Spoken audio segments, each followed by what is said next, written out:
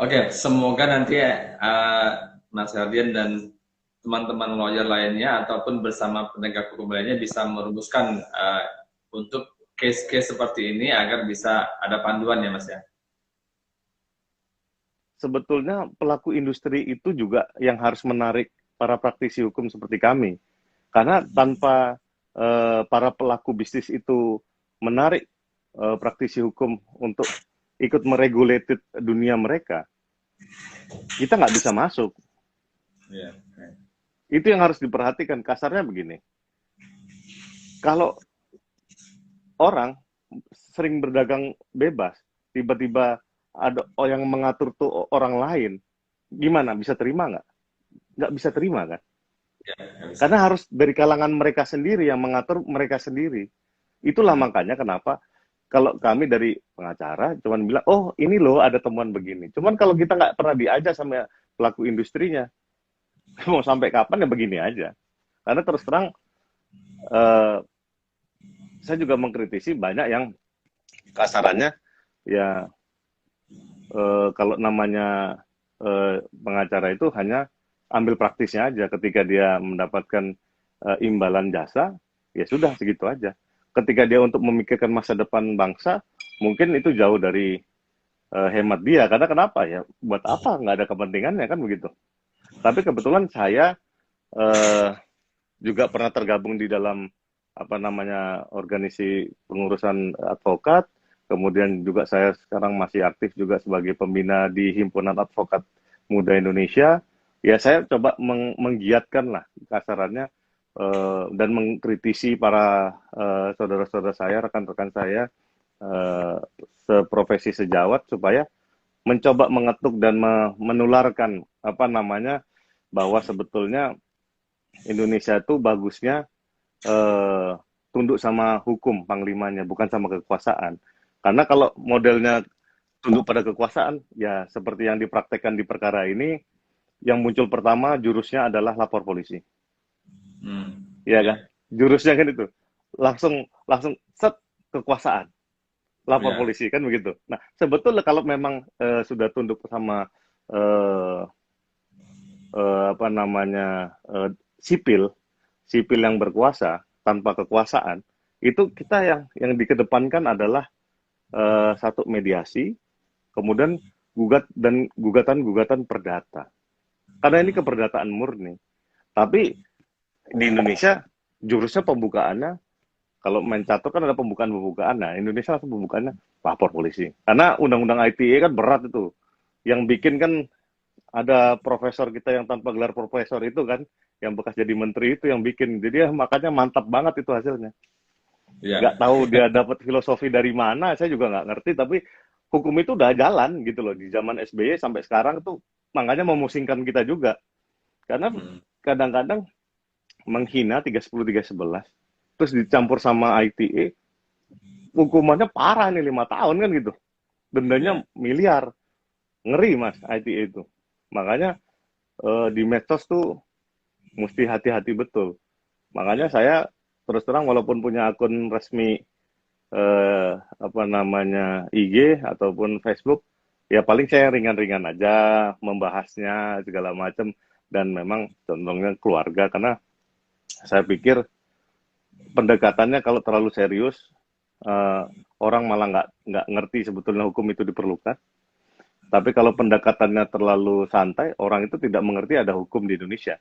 Nah, tapi kalau pendekatannya secara kekeluargaan dan memang mengena dari keluarga dulu, baru itu dia meningkat sampai yang ke tingkat yang paling luas, ya insya Allah sih dalam waktu dekat, ya mungkin setelah COVID ini, orang jadi kasarannya lebih lebih apa namanya mencerna hukumnya lebih bagus. Ya. Pasca pasca Buniyani ya, karena sebelum sebelum Buniyani dengan pasca Buniyani ini beda. Mungkin Mas Mas Edi pernah ngikutin soal perkaranya Buniyani kan? Itu kan meledaknya luar biasa tuh. Nah, sama juga kayak YouTube ini di apa namanya Zakir Daula ini mungkin jadi apa namanya referensi yang paling bagus untuk menganalisis sebetulnya kok ada yang sudah diperjanjikan dan dikontrak tiba-tiba dibantah cuman hanya pinjam meminjam. Ini unik. Walaupun saya belum tahu nih isi kontraknya apa aja, tapi dari berita di media itu, saya kutip dari kompas.com, ini sangat-sangat menarik gitu loh. Menarik sekali, artinya mungkin itu pendapatannya meledak sekali sampai dibantah sedemikian hebatnya kan begitu. Iya Iya betul. kan? Jadi ada something yang tersembunyi yang membuat orang rela untuk berseteru ya Mas ya. Oh iya, lah 200 juta. Tiba-tiba itu duit nggak sedikit loh 200 juta. Tahu-tahu langsung, pss, udah berantem aja kita. Artinya kan lebih dari segitu dia dapetin kan untuk apa namanya ya ribut sama label gede gitu loh. Itu nggak saya pikir ya itu manusiawi sekali tapi ya itu konyol. Ya karena Ya. terus terang yang dirugikan pasti harus menuntut haknya lah. Wajib menuntut haknya karena ya saya berupaya seimbang di sini ya manusiawi di satu pihak juga yang satu pihak harus menuntut haknya karena itulah hukum di Indonesia dan hukum di dunia itu harus check and balances. Jadi kalau Hmm. memang ada yang dirugikan, kamu harus melakukan upaya-upaya hukum dan memang kalau memang yang satunya memang itu ya kasarannya dirugikan dari kontrak awal, mestinya dia bukan melakukan dengan bilang saya tidak pernah berkontrak sama satu label ini. Harusnya dia batalkan dulu dong kontrak itu. Ya, oke. Saya nggak mau ngajarin, tapi ya mungkin dia punya pengacara lebih hebat dari saya juga nggak tahu kan. Tiba-tiba dia langsung, udah kita ributin aja. Dia punya hitung-hitungan itu, Mas. Iya betul. Ya kan? Ada hitung-hitungan ya. Saya nggak tahu, mungkin dia lebih jago daripada saya dan mungkin dia bisa berkarir lebih panjang, namanya bisa lebih masyhur lagi. Saya dengan melakukan hal kayak gini nggak tahu juga. Tapi mesti diingat, orang Indonesia itu nggak bakal lupa. Walaupun dia pemaaf, dia nggak bakal lupa. Dan dia bisa menepikan. Ya kayak contohnya dulu, kita pernah dengar kasusnya Luna Maya kan, dan Cut Tari. Ya. Mungkin orang memaafkan, mentoleransi apa segala macam, tapi mereka tidak pernah lupa. Dan akhirnya kan terbawa semuanya kan begitu. Hmm. Nah, itu yang sebetulnya harus hati-hati para artis atau ya musisi atau apapun itu yang seniman lah. Karena attitude di Indonesia itu lupanya masih apa namanya ditunggu-tunggu, dirindukan, di apa namanya menjadi yang populer di kalangan pemirsa di Indonesia, even youtubernya. Karena Ya. kenapa? Ketika dia mencet, misal, oh jangan deh si ini. Contohnya ada ustadz yang bilang, oh ini kawinnya tukang poligami nih, jangan ditonton lagi nih. Ada yang sampai sedemikian itu, ya kan? Oh ibu tukang bohong nih, jangan. Nah, begitu juga, makanya kan yang kita bisa ambil pelajarannya dari perkara ini banyak sekali.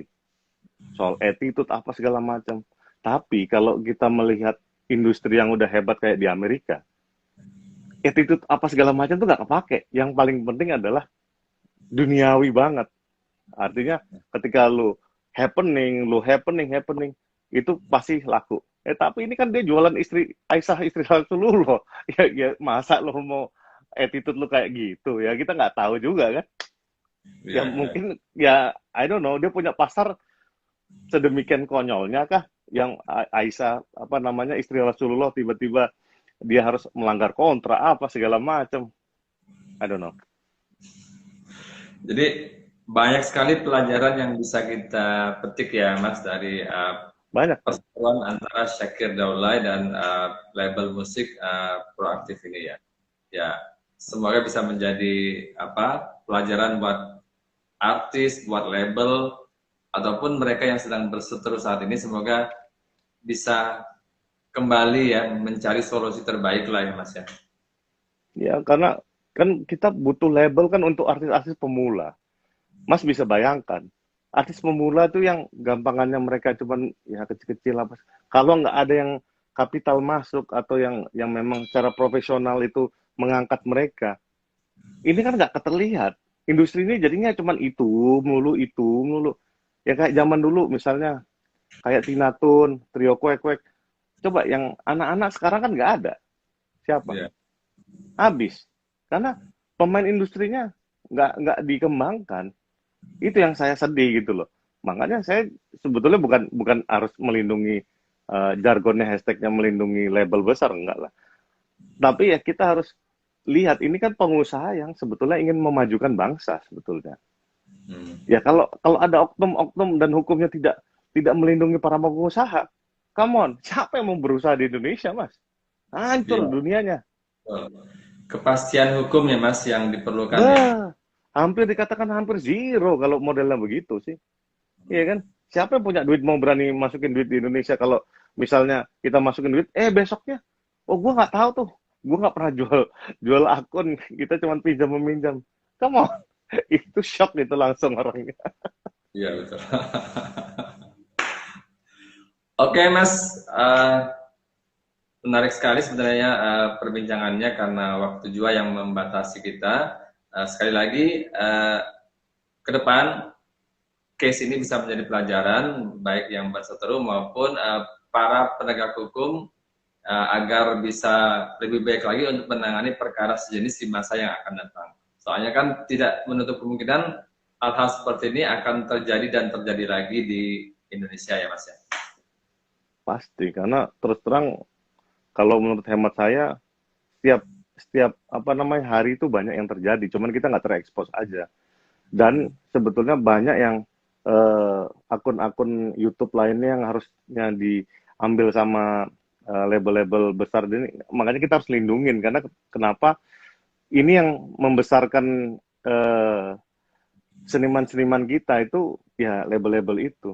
Coba kayak sekarang kan banyak label kayak musik semua pada hancur semua kan. Karena terus terang kan udah digitalisasi semuanya, kacau industrinya. Kan begitu. Nah, itu yang mestinya dipikirkan ulang, pemerintah tolong dong proteksi ini industri ya kan. Karena kenapa ya Indonesia nih kacau betul. Semua coba ada Netflix masuk, semua masuk. Kita gimana nih? Ya kan? Seniman kita gimana? Ya kita nggak tahu nih. Kita nggak tahu. Siap, semoga ke depan bisa lebih baik ya Mas ya. Siap. Dan terima kasih sekali sudah bergabung di acara Cafe Kode. Semoga bermanfaat buat kita, buat teman-teman yang di luar sana. Kita kembali lagi ke apa berikutnya, jangan kapok. Nanti kita akan invite lagi untuk Siap, siap. tema dan pembahasan yang lainnya. Sekali lagi Thank you, untuk thank you. kami ucapkan terima kasih. Semoga bermanfaat buat kita dan buat pembaca kita di luar sana. Thank you, Selamat thank you. malam. Assalamualaikum warahmatullahi wabarakatuh. Sampai Waalaikumsalam jumpa warahmatullahi wabarakatuh. di berikutnya.